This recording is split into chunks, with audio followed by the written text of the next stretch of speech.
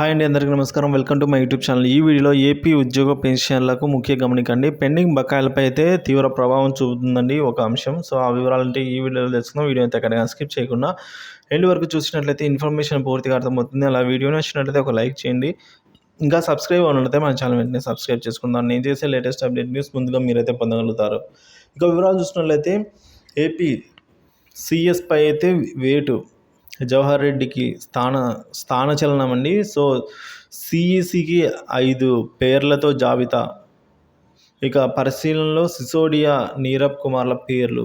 So Andhra Pradesh ప్రభుత్వ ప్రధాన కార్యదర్శి జవహర్ రెడ్డిపై అయితే కేంద్ర ఎన్నికల సంఘం చర్చలకు దిగినట్లు విశ్వసనీయ వర్గాల సమాచారం అండి.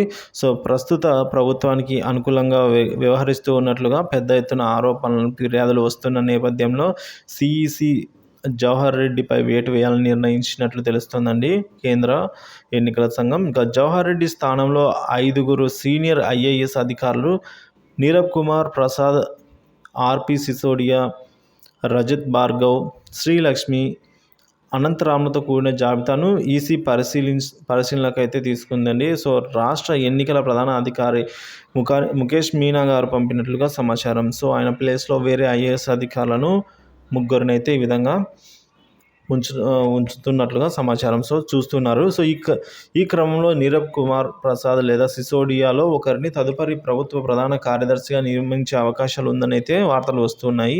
సో ఎన్నికల సమయంలో ప్రభుత్వ ప్రధాన కార్యదర్శి జవహర్ రెడ్డి అధికార వైసీపీ ప్రభుత్వానికి అనుకూలంగా వ్యవహరిస్తున్నారని ఇప్పటికీ ఆరోపణలు పెద్ద ఎత్తున వెల్లువెత్తాయి. ముఖ్యంగా పెన్షన్ పంపిణీ నుంచి వాలంటీర్లను దూరంగా ఉంచాలని ఎన్నికల సంఘం గతంలోనే స్పష్టమైన ఆదేశాలు జారీ చేసినా పెన్షన్ పంపిణీ వివాదానికి దారితీయడంతో ఈసీ చర్యలకైతే ఉపక్రమించింది. పెన్షన్ పంపిణీకి వాలంటీర్లకు ప్రత్యామ్నాయంగా సచివాలయ ఉద్యోగులను ఏర్పాటు చేసి వారి ద్వారా లబ్ధిదారులకు పెన్షన్ పంపిణీకి ఆదేశాలు ఇచ్చినా అవి అమలు జరగకపోవడంతో రాజకీయ రగడకు దారితీయడంతో ఈసీ చర్యలకు దిగినట్టు తెలుస్తోందండి. సో మొత్తానికి మనం చూసుకున్నట్లయితే జవహర్ రెడ్డి గారిపై అయితే స్థానచలనం అంటే ట్రాన్స్ఫర్ చేసే దిశగా అయితే ఈసీ ఆలోచన చేస్తుంది. సో మరి చూడాలండి.